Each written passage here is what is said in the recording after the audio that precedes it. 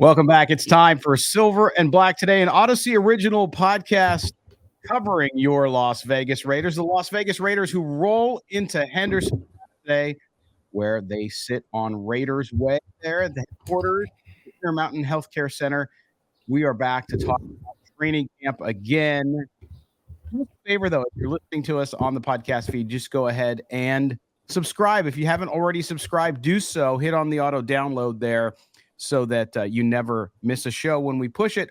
Also, cool announcement. As you guys know, we've always been part of Odyssey's radio stations in Las Vegas, and we are once again going to be heard on 98.5 HD2, the fan in not the fan, the bet in Las Vegas. I'm going back to last year. The bet in Las Vegas. So you can listen to us there Sunday mornings.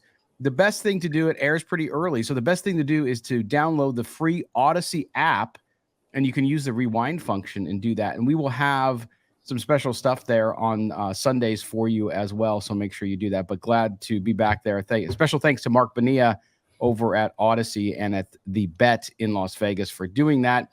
And as always, I bring in my broadcast partner in crime here on Silver and Black today. He is Moe Moton. He is the national senior NFL writer over at Bleacher Report. His life is about to get a lot more busy as we roll into camp this week. Of course, you had your kind of general NFL contender live, Bleacher Report live yesterday, and then you have a Raiders live Bleacher Report video coming up tomorrow, right? Or is it Friday? That's correct. It's coming up tomorrow. I'll talk about position battles, who I think is going to come out on top and win those position battles, and generally just what spots are up for grabs. More of just to get an overview of the roster and where I think players will slide in come week one of the regular season. Yeah, so there you go. So make sure you follow Mo on Twitter, MoeMoton. You can always follow what he's up to because besides the show and, of course, the writing, he's also the Raiders columnist up on sportsnot.com.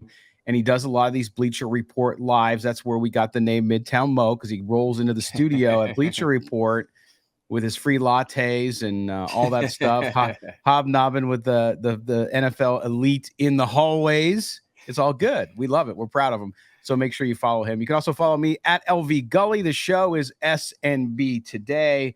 So, Mo, it begins today.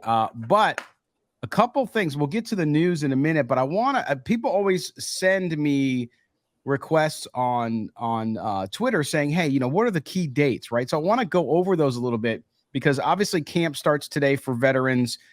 No surprises so far with who's there or who's not there. We know Josh Jacobs won't be there clearly because of the contract situation. We've talked about that for the last couple weeks. But a couple things. August 3rd, of course, the Hall of Fame game up in Canton, Ohio, kicks off the Browns and the Jets. So Aaron Rodgers will make his debut as a Jet on the sideline. Of course, he won't play, but he'll be there as well August 3rd. August 13th is the Raiders' first preseason game against the 49ers. Our own Murph from Raiders Fan Radio will be there. He'll send us a report on that. It'll be great. We'll meet with him after that. As well as the fundraiser they're doing for Raider Dad. August 19th, the second preseason game. August 26th against the Cowboys. The Rams were the 19th. The 29th, prior to 1 p.m. Pacific, 4 p.m.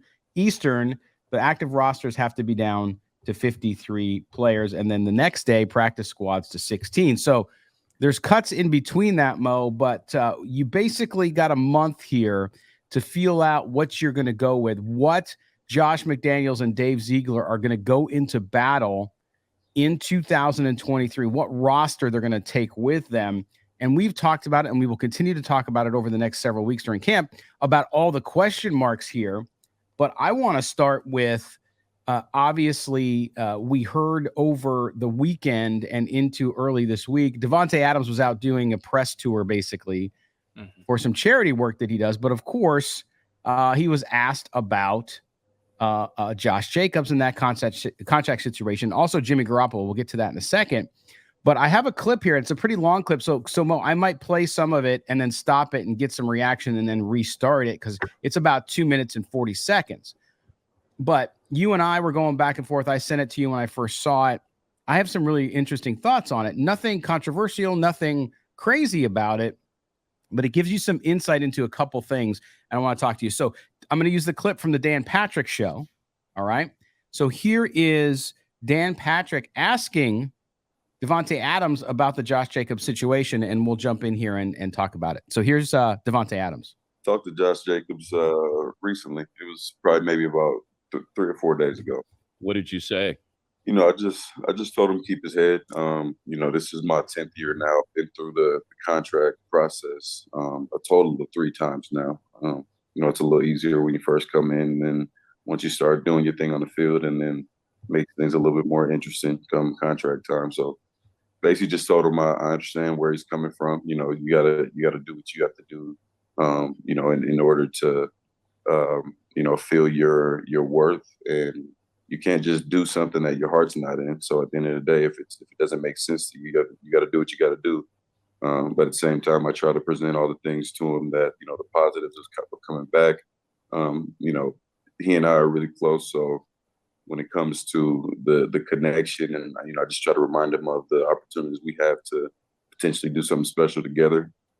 Okay, so I'm going to stop it right there for a second, Mo. So a couple things from the get-go here with Davante. Davante Adams is one heck of a leader, mature guy, and the way in which he answers this question I thought was masterful. Clearly he was prepared on his own, but he does a couple things here, and I want to see if you agree with me. Number one is, he's close with Josh Jacobs. Now you can understand why Josh Jacobs grew as a leader so much last year. These two are close, and you can tell he's mentoring him, which is fantastic. That's exactly what you want with a guy like Davante Adams and a young guy like Josh Jacobs. But he goes there and he understands. He's publicly saying, "Hey, look, I empathize with you. I've been there.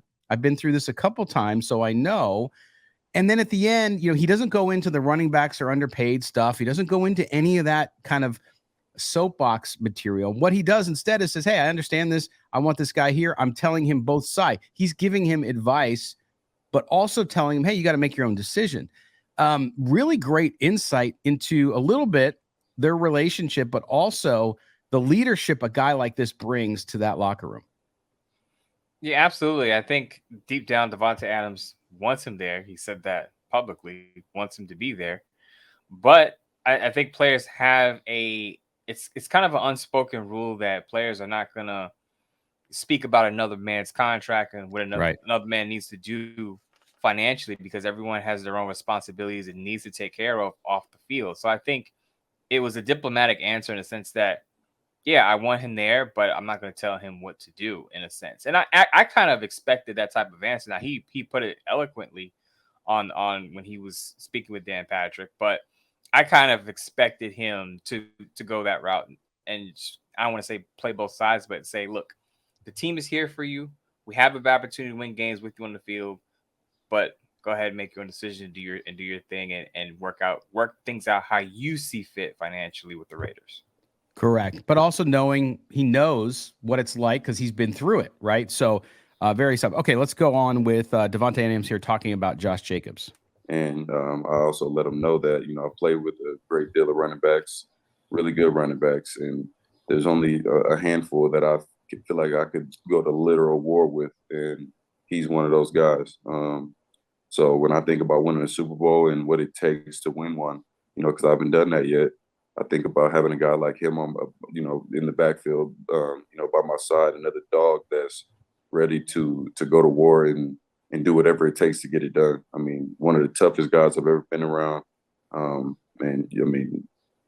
The growth that I saw, obviously didn't know him very well before this, not having been around him as much, but the growth that I saw from the previous year to this last year, I don't ever want to take credit for anything, but I know that when you get around other people that are like you or that push you, it kind of brings the best out of you, which is kind of the Aaron Rodgers effect with me. I feel like having Aaron early in my career, his mindset, his work ethic, and honestly, the work ethic is through the roof. But like I said, just the way he thinks about the game, the way he approaches it, they put so much of the way he does it, into my craft, and I was able to kind of steal a few things. And I think the same thing happened with both of them, me and Josh. I feel like he helped me with some of that stuff, and it was great having another dog next to me out there, and vice versa. So try to just give him as much as I can without trying to steer his mind anywhere, because I know what that process is like, and I know what it's like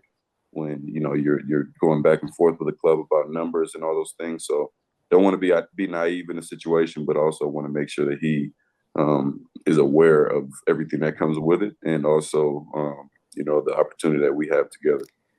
There you go. There is Davante Adams speaking to Dan Patrick. Thanks to the Dan Patrick Show for that audio about the situation with Josh Jacobs. And interesting on that second half of the clip, Mo, was the idea of how they've impacted each other, right? So clearly that relationship is good. But again, I think him he knows the time for the club and Josh Jacobs to come to an agreement on a new deal is gone. So you're not going to do that.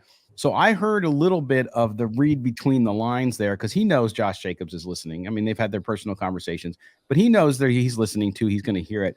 And this idea of, hey, look, we've rubbed off on each other. You've made a lot of progress. You've rubbed off on me. We need you to go do something special. And so he's kind of making his case there for Josh to get in there and not skip that year, which, you know, I don't anticipate Josh Jacobs to give up $10.1 million and not play this year. But just a fascinating insight. And again, I could listen to Davante speak all day long, because I think that there's a lot of experience, mentorship, and he talked about learning from Aaron Rodgers there. Just the kind of guy you want in that locker room as a leader on your offense. There's the leader of your locker room following in the post Derek Carr era right there. I know most times your quarterback is the leader in the locker room, and Jimmy G, I've heard, is very good in the locker room, and he may grow into be a big figure with the Raiders. But for right now, it begins and ends with Davante Adams. And I think since Carr has been gone, which hasn't been that long actually, I think Davante Adams has grown to accept his role in the team. Now, remember, he was taught in his interview on NFL Network, they called him a mentor. And he said, "Whoa, pump the brakes. I'm not that old yet." He wanted to make sure, he wanted to make it clear that, yes, I am a leader and a mentor in the locker room, but I can still put up big numbers, which he did last year. Yeah, not the kind of, hey, you've now transitioned from being one of the top players in the NFL to just being a mentor. That's not what he's doing. He's not on the way down. He's still, that's a great point to pick out there, Mo. But that was fascinating to see, because he had a lot of conversations. He talked to Jim Rome. He talked to NFL Network, as you mentioned. So he was asked this question specifically on a couple of the shows, not all of the shows. NFL state media didn't really ask him the question too much, because they were just keeping it fluffy. But it was good to hear that, because, you know, we've heard from fans and some journalists, like, what's this going to do to the locker room? And all? Well, you can clearly tell Davante Adams has thought about it. He's got his story, if you will, and I'm sure through the rest of that locker room, and especially as guys roll into camp today, they got work to do. They're worried about making the roster. The time to worry about Josh Jacobs' contract is now past. It's time to focus on football and making sure you make your way and continue your career with the Raiders. But Mo, clearly, as we see today, and we'll see most of you listening to probably this podcast on Tuesday morning as the Raiders are just getting started out there, is Jimmy Garoppolo. Will he roll in? Will he be on the field? And of course, we got some news we'll get to in a minute on some of the roster injuries for the Raiders. Jimmy G was not in any of those reports. So that's a good sign, right? But again, all eyes will be on whether number 10 rolls out there today in Henderson. Yeah, absolutely. He has to cross the first not finish line, but clear the first hurdle with the passing of the physical. Because remember, if he doesn't pass that physical, that addendum G kicks in, and the Raiders can start to think about, okay, what are we going to do at quarterback if he's still not recovered from that foot injury, or if he has a setback somewhere. But you mentioned some of the roster moves that the Raiders had to make when the rookies reported last week. I think we'll hear more about Jimmy G this week. Obviously, we will. But in terms of, what is his recovery timetable? Because the Raiders, by our reports, are saying that he's ahead of schedule. That's all we've heard, right? For the past few weeks, he's ahead of schedule. So there's no reason why he shouldn't be ready to go at training camp. But I will tell Raider fans that I think that even if he is ready to go and on the field, they're not going to ramp him up that quickly. He's going to have very little activity, very light activity, because he hasn't played a football game since early December, I believe it was, when he hurt his foot. they're not going to rush him back as they're not going to do with some of the rookies that are on the injured list. So even though Jimmy Garoppolo may not end up on the PUP list, expect his workload to be very light starting off at training camp. And I think most of us would be happy just to see him roll out there in the shorts and the red jersey and the helmet and just throwing some balls. I think showing that he's putting some pressure on that foot and throwing the ball, even if it's light throws, right? I think people just want to see that he's there and that he's actually doing some football activity. So back to that Davante Adams NFL Network interview, he mentioned that. He said, look, the big thing is he said it outright. He said the big thing is not just, Jimmy G playing well, but he has to be healthy and available, basically. Mm-hmm. I'm paraphrasing for Davante, but basically he said the main thing is having a healthy Jimmy Garoppolo on the field so we can build a rapport, because it doesn't happen right away. You don't just throw the footballs out there and Davante Adams is great and you just figure, it's going to work right away. Yes, Davante Adams is great, but you still have to work on your timing. You still have to work on knowing your wide receiver if you're the quarterback. So to your point, having Jimmy Garoppolo on the field is going to be important for him to just be out there throwing balls to Davante Adams in live action. Now, padded practices don't happen until July 26th, Wednesday. So hopefully Jimmy Garoppolo is on the field for at least a portion of that so that he can start to build that connection with Davante Adams. Absolutely. So it'll be fun. But also there'll be a lot of players vying for spots for starting roles. And we're going to talk about all of that here on Silver and Black today over the coming weeks. We're excited about it as well. We're going to take our first break. When we come back, we're going to get into some of the news around the roster. And so far, coming out of rookie camp last week, and some news, some good news and some not so good news that came out from Henderson at the end and beginning of this week. You're with Mo, you're with Scott. This is Silver and Black Today, an Odyssey original podcast. Hang in there. We'll be right back. Welcome back. Happy start officially of the NFL season. I call it because, hey, the veterans are in Henderson today. They're getting ready to gear up for the long season ahead through February. Hopefully, if you're a Raider fan. Yes, Mo and I don't think they'll make the playoffs. I know, but hey, you never know what can happen. Hope springs eternal, and that starts with training camp with the veterans in Henderson today. This is Silver and Black Today, an Odyssey original podcast. Also heard on 98.5 The Bet in Las Vegas over the radio. So if you like to listen to us there, you can do that on Sundays. And you're with Scott Gulbransen and Moe Moton. Mo is the national senior NFL writer over at Bleacher Report. Also the Raiders columnist at sportsnot.com, at Moe Moton on Twitter, MoeEMoton. And I am at LV Gully, the show SNB today. All right, Mo, let's jump into some news. First of all, some roster news. We know we've been watching, of course, the Raiders' first round draft pick, Tyree Wilson out of Texas Tech.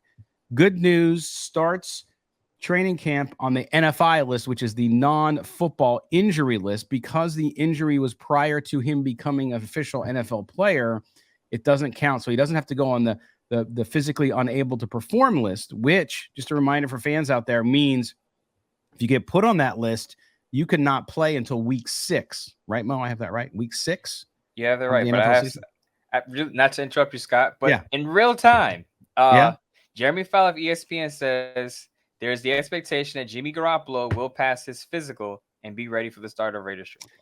So there you go. So we anticipate Jimmy G to be strolling down the hallways today in Henderson with that. So that's good news. And hey, again, you got to go through every baby step, right? Now the next thing is to get him out there. And the next thing after that is to actually start a game in week 1 and stay healthy. So we'll see. Thank you, Mo. I appreciate that. Mm-hmm. Back to Wilson, though. So NFI list, great news. That means we could see him earlier than week 6. And as you mentioned earlier in the last segment, I don't think they're going to push along Tyree Wilson too fast, which is why I've said you want a resurgent Chandler Jones, especially early in the season. The bad news piece of this was defensive tackle Byron Young, who we had talked about on this show as somebody to look at to maybe perform and do well this year as a rookie. He was put on the PUP list, so we will not see him early in the season. And I anticipate he will still, because he's on that list, they will hold on to his rights and wait for him to develop, because clearly they liked what they saw there. But kind of a mixed bag there, Mo, early on here in camp. Well, just to clarify, a lot of people thought that they felt like the Tyree Wilson news was bad news. No, but I essentially expected it. He hasn't been on the field since November. He did say he would be ready at training camp, but he didn't say he'd be ready the first day of training camp. So I expect Tyree Wilson to come off the NFI list at some point during the next few weeks. Maybe it's during the preseason period or in between preseason games. I don't know, but because he's on that NFI list and because he's coming off of a foot surgery, I tweeted this on Saturday. I believe the Raiders are going to be very careful with Tyree Wilson, and he's going to have some underwhelming numbers, and people are going to start to call him Cleve Farrell 2.0. He's a bust. He's this, he's that. But read the room, as now the kids say out there. He's coming off of a major injury. He's on the NFI list to start training camp. He's their top draft pick. Chandler Jones is still on the roster.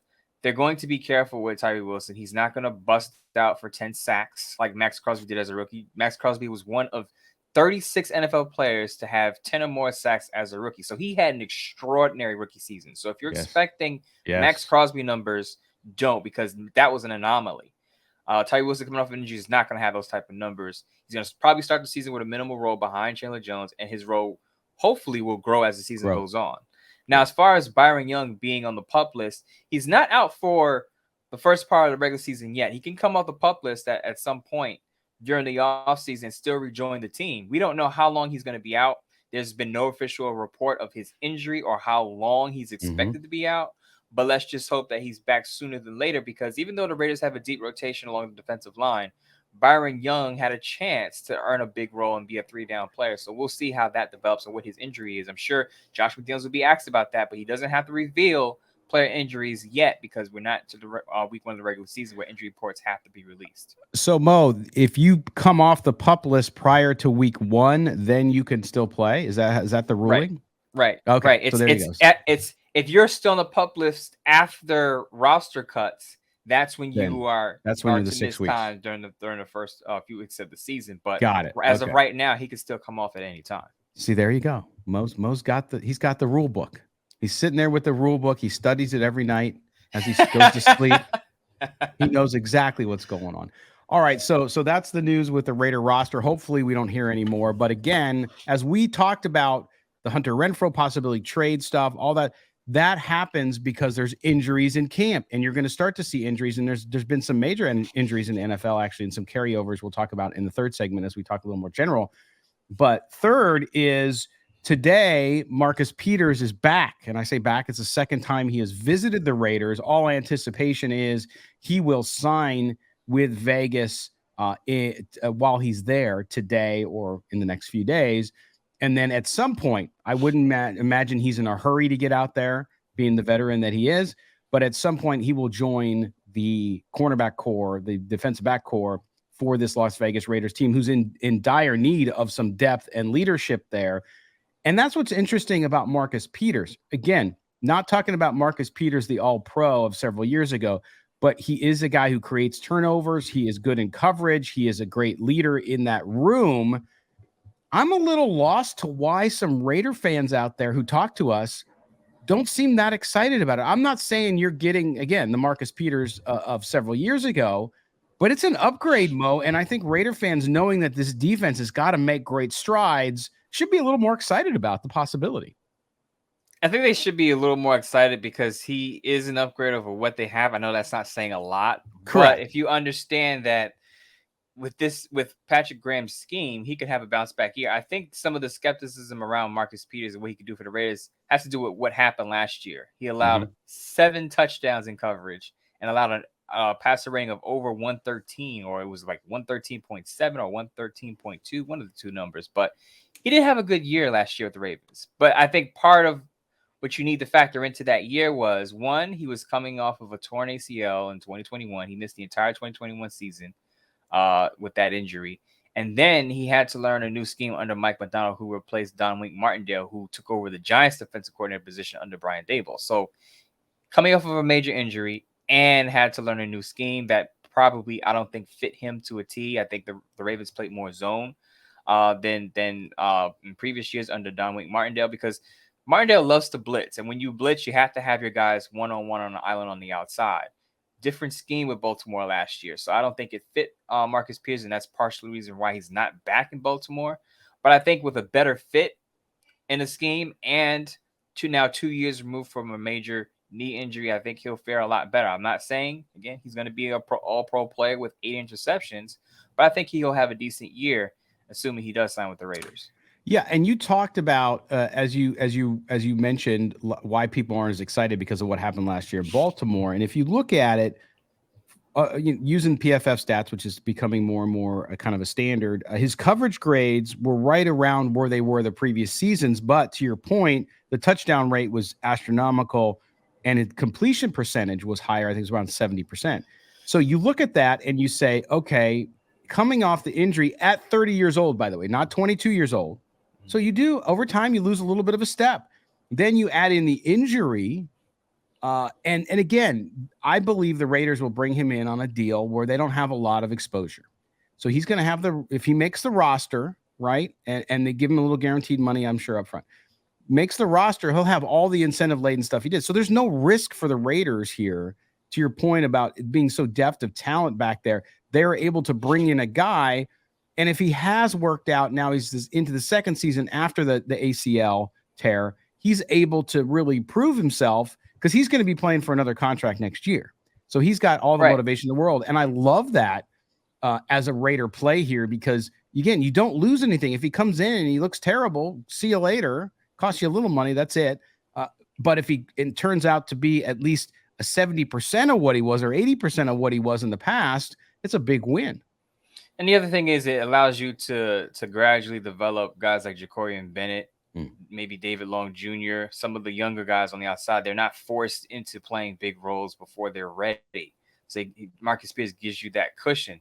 A lot of fans drew the comparison to Casey Hayward a couple of years ago and saying, look, Casey Hayward didn't have great numbers the year before he signed with the Raiders, but you see what he did. He turned into their CB1 and had a pretty good year under Gus Bradley, whose scheme he's familiar with. So, again, it matters about what scheme you're in. A lot of people like to look at last year's numbers and go, oh, he's fallen off of a cliff. He's washed up. But you have to look at some of the factors that went into the previous season and just a forward-looking projection of what he can do in a scheme that suits his skill set. I think that matters a lot, and I think a lot of people overlook that factor. Yeah, and I think we talked about last show, the expectations for this team over the year, not to get maybe to have too high of expectations or too low of expectations, which a lot of people seem to have. But I think that's the same thing with Marcus Peters. If he comes in, they sign him, expect him to do well, but don't expect him to be the guy from when he was 23 years old. Okay, that's not going to happen most likely. Who knows? It could. You never know with guys like this with comeback stories. They do it all the time, and it's remarkable what happens. So we'll see what goes on there. But I anticipate by the time that some people listen to this show at the end of their day or into Wednesday, that he will be a Raider. So that's good news for that defense as well. And then I would say, Mo, as we've talked about, watch for the waiver wire, watch for transactions as we pile up injuries through camp and this first week of full camp around the NFL. Yeah, because there are probably going to be some other roster moves that go along with, the cornerback position or the defensive line, being that Byron Young is on the PUP list and Tyree Wilson's not ready yet. I expect another move for the defensive line. Maybe they add another veteran who's out there. Maybe someone gets cut early in camp and the Raiders pick up that player. But there's going to be some moves going on. The roster you see now is obviously not going to be the roster that's set before roster cuts, because even though the cut down date is late August, the Raiders can let players go and pick players up along the way. That's right. And it happens all the time. Okay. We're going to take our second break. When we come back, we're going to get into some of the other NFL news around there that could have impact on the Raiders. You talk about rosters, you talk about injuries, the running back situation, all of that news cycle that actually continues. It's calmed down a little bit because guys are getting ready to go to camp, so they don't have as much time to sit there and talk and do interviews. That's primarily why, or to be on their social media. But nonetheless, we'll talk a little bit about that and how one running back in Baltimore is experiencing that as well. So when we come back, it rolls on. Silver and Black today, an Odyssey original podcast. Mo and Scott. We'll be right back. Welcome back, home stretch here on Silver and Black today. If you're watching us on YouTube, thank you. We appreciate it. The really handsome dude next to me is Moe Moton. He's the national senior NFL writer over at Bleacher Report, also Raiders columnist at sportsnaut.com. You can catch him on Twitter at Moe Moton, MoeMoton. I'm Scott Gulbransen, your co-host. LV Gully on Twitter. You can also catch my work up on Sportsnut and here coming up this week, my debut piece on RaiderRamble.com as well. So yes, we're all over the place. We're getting geared up. It's football season, man. And I think my wife and kids are like, oh, okay, that'll be in the studio all week again. They're getting ready for that. I told them, no, not till September. Not till September. We still got a month. I mean, it gets busy, but the show schedule here, we go from 2 shows a week to around 4 or sometimes 5, depending. So yes, so it starts again. But I love it, man. It's this time of the year. Football's close. College football's only 40 days away? About 40 days away. So we get some football that counts. Yes. On the collegiate level very, very soon. So that's very, very soon. Usually around Labor Day. Although that's a great time. Being here in Ohio, I've enjoyed the summer because I don't have to listen to all the Ohio State crap. Now it's getting geared up. So my buddies, who I meet on Thursday nights to smoke cigars and have bourbon, now they're starting with their stuff, right? And then, you're a Notre Dame fan. Oh, they suck. You have to hear that all the time. Now we share our hate of Michigan, but other than that, but it's Ohio, man. College football, high school football, pro football, it's big. So it's that time of the year, but I love it because that means we have something to talk about, which is cool. Just a side note. Did you see Lane Kiffin's oh my press conference? Lane Kiffin looked like he just came out of, someone said, the Hangover sequel movie. He looked disheveled up there. He was talking about Nick Saban and people basically poking the bear, saying, it's Alabama's dynasty over with, and he's saying, well, you guys are putting the battery in his back and giving him some motivation, some bulletin board material. Yeah, but I could not take my eyes off of just his appearance, and I'm like, wow, Lane Kiffin either had a long summer or he had a wild summer. A wild summer, or he was trying to debut and get ready to walk the red carpet for the Barbie movie. Kind of looked at that the frosty colored hair he had going there too. He had some what do they call highlights in his hair? Yeah. By the way, I don't understand the whole Barbie movie thing, especially for guys. Like girls grew up with Barbie. I get it. I just don't get it. Anyway, that's a different subject for a different day. Meanwhile, I'm going to see Oppenheimer and how they created a bomb who could kill us all. But anyway, here we are. Okay.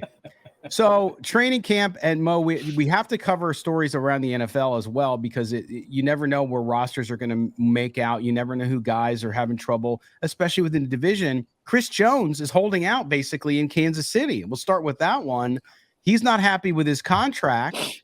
Of course, he had a monster game against the Bengals and then had a great Super Bowl. And so we got some trouble in Kansas City early, which you haven't seen over the years. They took care of Mahomes. They've taken care of guys to keep that core together. And then, of course, they added the 7 rookies who started for them in the Super Bowl last year. But you look at what's happening there, big news in the AFC West. Big news in the AFC West. I do expect the Chiefs to come to a deal with an agreement with Chris Jones before week 1. Joe Corey, who's a friend of the show, CBS Sports, former NFL player agent, said he provided an interesting detail that I wasn't quite aware of, that because of the 2020 CBA, teams aren't allowed to waive fines for players. So in previous years, a player would miss training camp during a holdout, and if they report, teams usually would waive those fines that incurred over the days. I believe it was like $50,000 per day. But with the new CBA, teams aren't allowed to waive those fines. So what that tells me is he probably feels like he's going to make that money back. So the fine money that he loses by holding out and missing camp, he's going to make that back on a new deal. I expect him to have a deal that's close to Aaron Donald, maybe not more than Aaron Donald. But if you look at the market, defensive tackles have been getting paid this offseason. Quinnen Williams, the Jets, got paid.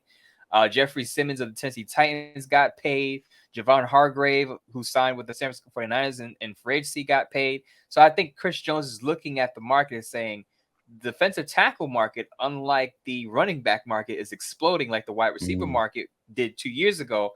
I need to get my pay right now while I'm still playing at an all-pro level, and I think that's what's going to happen with him and the Chiefs. Yeah, and a savvy move, like you said, with leverage, right? Where Josh Jacobs, Saquon Barkley, they didn't have the leverage because of the depressed market at the running back position. So fascinating there, but we'll keep an eye on that one. The other thing was, we talked about injuries with the Raiders.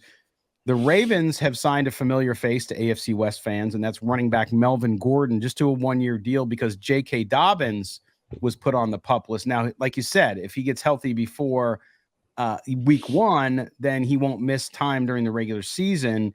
But that was a big deal because we talked about J.K. Dobbins was wanting a new deal in Baltimore, and he's not healthy. You talk about not having leverage upon not having leverage. J.K. Dobbins in a tough spot, Mo, in Baltimore. Yeah, I said it last week. He's not going to get a new deal. Even if he was healthy, he's not going to get a new deal because his highest rushing numbers, I believe, 820 rushing yards in the season last year, and he missed a whole year because of an injury. So he wasn't going to get paid with the market the way it is and because of his production, and he hasn't been much involved in the passing game. I think today's NFL running backs, and I had a conversation with a Raiders reporter over the past few days, and he was basically asking, what do running backs have to do now to get paid and possibly go to the Hall of Fame? And I said, a lot of these running backs now are going to have to follow the Marshall Faulk mold. And what I mean by that is they're going to have to be 1,000-yard rushers and come close to 1,000 yards in receiving. So they're going to have to be complete running backs, not just great on the ground, but they're going to have to be dynamic to get those big deals, because then they could say, look, I'm not just a running back. I'm a running back and a top pass catcher. Now, that didn't work out so well for Austin Eckler because he still didn't get paid, but he's also up there in age. So if you're a running back between, 25 or younger, start getting those receiving yards, because that's how you're going to get paid, because you can say I should be paid partially as a wide receiver as well because of what I can do for the offense in the passing game. Yeah.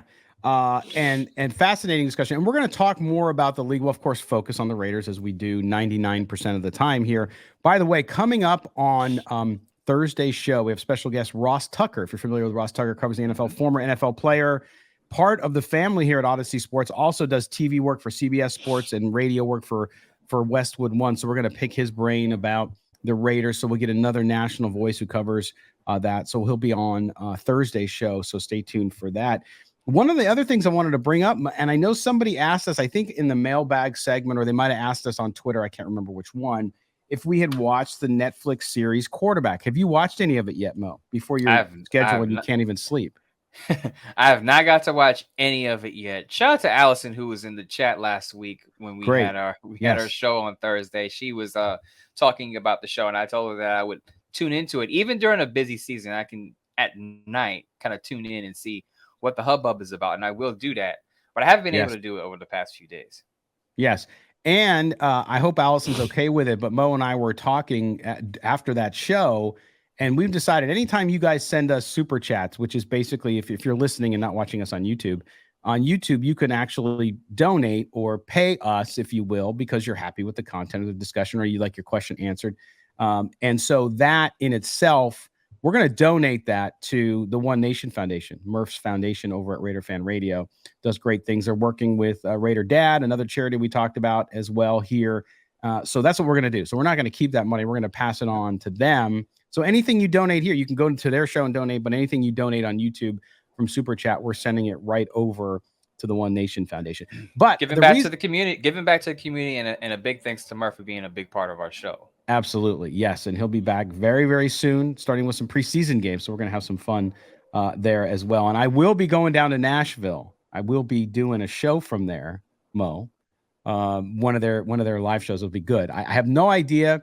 Something tells they are naturally jovial, happy, good people, all three of them, including Jeff and Michelle. But I think there's some alcohol off camera. I'm just saying, I don't know for sure. I'm just feeling like there might be. I'm not going to put anybody on the spot, and because I haven't been on the show, I have to make an appointment to be on that show. Yep. And of course, we're familiar with Murph, but you mentioned Swag, Jeff, and Michelle. Yeah. Shout out to them too, because they're part of that team that they have over there at Raider Nation Radio and at Raider Fan Radio. So I told Murph that I would eventually show up. I have to keep my promise. I'm a man of my word, Murph. I will be on the show at some point before week 1. I will join you and have a good time. Alcoholic beverages or not. It'll be a good time. That's right. So we will do that. But back to the Netflix. I know we get distracted. And sometimes in this third segment, we like to have fun with it when we do mail next time. But anyway, so the Netflix series, I've now watched a few episodes. And the one thing I'll tell you, and I've heard other people tell me this because people said, hey, if you watch it, no, don't tell me anything. Don't talk about it. I want to watch it first. Now that I've watched some, one of the things that I came away with honestly, and if you're a Raider fan and you watch it, you'll hate Mahomes as much as you hate Mahomes. I get it. Is Kirk Cousins is a cool dude, man. Now, forget the play on the field. I'm not going to get into that yet, but really cool guy, really good guy, family guy. Like you watch it and you start to think, boy, I would root for that guy to be successful if I was a Vikings fan or whoever, whatever team he was on, including Washington. But what's interesting is Marcus Mariota, who's the third quarterback in there, and obviously out of the two has the least amount of success. They told the series in the interview that they felt that Cousins, both of them, including Mahomes, felt that Cousins was the most underrated quarterback in the NFL. Interesting point. Now, we can go into the numbers and talk about why he is or isn't. But here's why I bring this up, Mo, because Kirk Cousins, when asked the same question, because they asked all three quarterbacks the same questions, do you know who he said his most underrated quarterback in the NFL was? You'll never guess. Derek Carr? No, Jimmy Garoppolo. Interesting. Jimmy Garoppolo. So I'm going to read you the quote. Now, I'm not here to do PR for Jimmy Garoppolo. You and the listeners out there, where Mo and I stand on Jimmy Garoppolo, right? Because we're very similar. But here's what he said, quote, I kind of always scratch my head at the Jimmy Garoppolo situation in San Francisco because I know how hard it is to win in the league. And it seems like every time he goes out there, they win. And then they're moving on from him or trying to draft somebody and trade up. And I'm thinking it's pretty hard to win double-digit games in this league. And that's all they seem to do when he plays. So obviously, I don't know all that goes on there. But if he does it again with the Raiders at some point, this guy's just a winner. Then Mahomes chimed in, I hope he doesn't do it again with the Raiders, which is, of course, the AFC West rival, is said in jest. But it's interesting because we talk about it in these terms, Mo, which is Jimmy Garoppolo is not the kind of quarterback who's going to take you on his shoulders. We said the same thing about Derek Carr and will you to win. But, and I think what Kirk Cousins is getting at here, and he's saying it as a quarterback, maybe not understanding the situation or his injury history, by the way, is the idea that for whatever reason, when he's managing the game and he's the leader on the field, he gets the most out of the players around him. Again, if he's got the crew around him, and it doesn't mention the defense, but that's part of it. So the idea here is that Jimmy Garoppolo is a winner, and the numbers bear that out when he's able to play. But again, situationally, having a defense, having a great offense, having great coaching also plays into that. Now, he said something there. He said, why, 49ers are trying to replace him with a young guy, trying to replace him every year.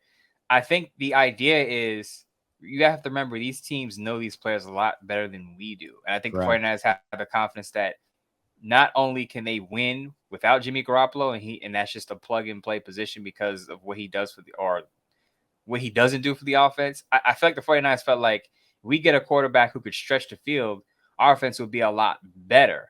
So the 49ers are basically saying, Jimmy Garoppolo may be a winner.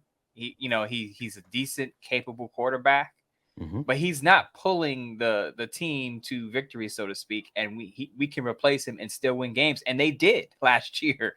Jimmy Garoppolo goes down. Brock Purdy comes in. Brock Purdy was the last pick in the 2022 NFL draft. And the 49ers still went all the way to the NFC Championship game with Brock Purdy under center, and now they have Sam Darnold there battling with Trey Lance for the starting spot. But not to be long-winded, the 49ers feel that Jimmy Garoppolo was replaceable. They went up for Trey Lance. They got rid of Jimmy Garoppolo this offseason and brought in Sam Darnold. They obviously felt like, yeah, Jimmy Garoppolo did some good things, but we could still win games without him. Yeah, no, it's a good point. But I just thought it's interesting. And again, players are players, but there's he looked at him, and in some ways, they might be similar. I mean, Kirk Cousins hasn't gotten as injured as much as Jimmy Garoppolo, and I think he's probably a little bit better of a quarterback when you look at the arm and the ability to throw downfield, right? Yeah. But that next level quarterback that kind of flies below the radar, I think they're both in that realm, that under 15 or 12 to 15, whatever you want to call it. Remember, Scott, I put out those stats. I spoke about these stats last week. Jimmy Garoppolo hasn't thrown for 4,000 yards in a season yet. In a season, right? Kirk Cousins has done it several times already. Yeah. And thrown for over 30-plus touchdowns. I don't think Jimmy Garoppolo has 30-plus touchdowns in a season yet either. So the numbers are why Jimmy Garoppolo, I guess, is disrespected around the leagues, because he's just not that guy to put up big numbers. Now, putting Yeah. up big numbers doesn't equate to wins, but if you need a guy to pull you out of a deficit, as I said last week, Jimmy Garoppolo isn't that guy. And I was in a conversation with John, Rock Raider 585 last week, and he basically said, who's to say Jimmy Garoppolo can't carry an offense with his arm? And I said, well, in San Francisco, it wasn't like he had chopped liver in his pass catching group. He had an all-pro tight end in George Kittle. He had a 1,000-yard receiver in Deebo Samuel and another 1,000-yard receiver in Brandon Ayuk. So it wasn't like the 49ers pass catcher group wasn't good. It was pretty good. And Jimmy Garoppolo's numbers were still pretty modest for a group with that amount of talent. So that tells you, to me, in a sense, he needs a defense. He needs a run game to succeed. Yeah, and I'm glad you brought that up because that I heard a lot of fans conversing with me too online about that, about, well, but he's got Davante Adams. I said, yes, but if you look in San Francisco, it was a damn good lineup. So yes, and again, I'm sure Raider fans, if it meant them winning 12 games and going deep in the playoffs and Jimmy G throws for 3,200 yards, they'd take it. But you'd have to have a really good defense to do that, in my view, and they're not there on defense. Now, they might be a lot better on defense this year. We're just starting camp today. We don't know yet what's going to happen and how this is going to shape up. But building a defense tends to take some time, and there's some holes there, linebacker, and they're going to have to put that together. So we'll see what happens. But just an interesting conversation, a good series to watch. Now that football's starting, you might, if you want to get back into the rhythm of just getting hyped about football, as much as you have to watch Patrick Mahomes for Raiders fans, a good show. I highly recommend it. So it'll be fun. But there's just all these things out there, and we try to bring them to you when we can. Mo, we're going to wrap up the show here in a second. And again, reminder, the great Ross Tucker will be with us on Thursday, so make sure you tune in. Mo, tell everybody what you got going this week. We know about, of course, tomorrow, Wednesday, you have your Bleacher Report live. Give everybody the details on that and what else you got coming from a writing perspective. So just to reiterate, I'll go over training camp battles, the top training camp battles, maybe 3 to 5, probably most likely 5, because there are a lot of positions up for grabs on the defensive side of the ball. There are some on the offensive side, but I mostly focus on defense for the people, for the fans who yell defense, defense, defense anytime a Raiders discussion comes up. We'll go into that on Wednesday. That'll be 3 p.m. Pacific time, 6 p.m. Eastern time, Wednesday on a Bleacher Report live show. And I haven't decided quite yet what I'm going to do for Sports Not, but what I will say is that it'll be training camp related and just kind of an update on looking ahead. Like, what are we expecting from the Raiders at the training camp? Because I just want to say this now, before even the practices ramp up. The training camp practices are a lot more important than the preseason games.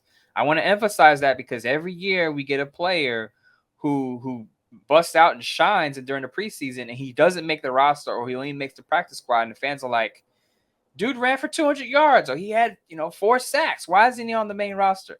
The practices are more important than the actual preseason games. So just keep that in mind as we're going through training camp and as we get to the preseason in a couple of weeks.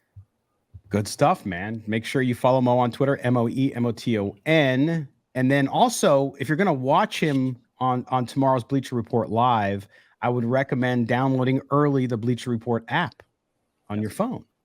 Then you can go find Mo there. He will not be wearing a hat, so you get to see his haircut. I'm sure you're going to hit the barber Monday, Tuesday, Wednesday. So you had a couple days to get to the barber before tomorrow's show. Get freshened up and be Midtown Mo again. I haven't been Midtown Mo for about a month and a half, so now I got to get back into character and be a little more buttoned up and give the Raiders fans hopefully what they want to hear. It's Midtown Mo. There you go. There he is. Now you understand that when he's making his way into Midtown, he puts this on repeat, and he just he struts down the street. He's like, Midtown Mo. I can see that, man. We gotta get some video of you guys walking into Bleacher Report. We'll put this to the music. I'll get them to do a little bit of a longer version. We'll do a little mini documentary. Not to compare myself to Davante Adams, but he said during an interview that he likes to have something mellow him out before he gets on the field, because I think Dan Pratchett asked him, like, what do you listen to before you get into the game? Do you have like a hype music or a hype track that you listen to? And he's like, nah, I like to mellow out a little bit. He's an R&B guy. He likes to kind of calm down. He listens to Erykah Badu.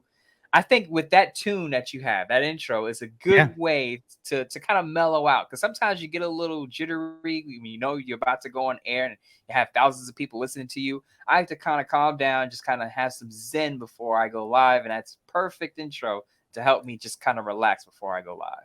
Avocado smoothie and some funk, baby. That's what she. It's easy to solve. Get you all settled down. I love it. All right, well, make sure you do that. I'm going to be writing on Raider Ramble later this week about Josh McDaniels, everybody's favorite subject. Oh man, yes. Third rail. That's one of the third rail discussions. The third rail, but I'm going to take an objective point of view. I'm not taking the objective or the view of an angry fan or a negative journalist just trying to hammer Josh McDaniels. That's all I'm going to do. I'm also not writing a fluff piece about him, but just a perspective on how much I think is at stake for him this year. Even though if the Raiders don't do well, I don't think he gets fired, except there are some reasons why he could be, and I'll discuss that in the piece as well. Scott, beware, because Saturday going to Sunday, I was in a back and forth on Twitter, Raider fans, and the minute you say, well, you think Josh McDaniels is going to get more than or be the coach beyond 2023, Raiders fans would say, oh, you're shilling for the coach. Oh, you're just trying to stick up for the regime. You're not being objective. You're biased. And it's like, and I made this point, and I haven't made this point in the show, that if you look at the Raiders' moves, and maybe I have made this point, but if you look at the Raiders' moves during this offseason, they made moves that suggest that they're going to be there beyond 2023. They made moves that weren't really urgent. You don't sign a quarterback, an injury-prone quarterback who you know needs surgery, and draft a player 7th overall that just came off of surgery if you know your job is directly on the line and directly tied to wins. Those are moves that are made for a regime that knows it's rebuilding. And I pulled a column from Vic's piece recently that said Mark Davis and Dave Ziegler have already said they're not measuring the 2023 season on wins. If you're on the hot seat, you're not going to send that message. You're not going to say something like that. You say something like that when you know you have more than 1 year to fix the roster. And the Raider fans don't like that, especially those that aren't fans of. Look, I don't think there's any big fan of Josh McDaniels because he hasn't proven anything yet. Right. So, but for the fans that are more optimistic and want to give the guy a chance, great. For the people who want him gone already and don't believe he can do it, and there's a lot of them. Mm-hmm. And I understand their opinion. And I don't in any way belittle it. I just think that you're in for a couple years. So unless and I'll talk about that in the piece too, because it is what it is, and you have to get used to it. And if it's going to make you so angry that you don't want to watch your team, that's a rough spot. But as I mentioned this week a couple times on Twitter and got the wrath of folks because I mentioned some things like, hey, I don't know how you root for another team if you're the fan of one team versus the other. But either way, again, people can do what they want, but you're kind of banging your head against the wall if you want Josh McDaniels fired. Now, again, there are ways that he could be fired. Absolutely. Those would be really terrible for this team and for this franchise. And even much as you want him gone, you don't want that to happen because it would not be good overall for the franchise. So we'll see how it goes. But anyway, that's where we're at. But we will see you back here on Thursday with Ross Tucker. Also, remember, we start our schedule again on 98.5 The Bet in Las Vegas on the radio this coming Sunday. So our first episode of the new season will be heard, and you'll hear all the great stuff we're doing here on Silver and Black Today, an Odyssey Original Podcast. Moe Moton, have a great couple days. We'll be watching the live on Wednesday, and we'll talk to you again on Thursday. Appreciate it, Scott. Buckle up, Raider Nation. Training camp is here. Absolutely. All right. For our producer, Mike Rabier, our radio producer back in Las Vegas, Mark Bonilla. It has been Silver and Black Today. Moe Moton, Scott Gulbransen. We will talk to you all on Thursday. Enjoy the beginning of training camp. It's right around the corner, folks. Games, yes. Pads, crunching, football. It's back. We love it. Take care and be good to one another out there. Bye-bye.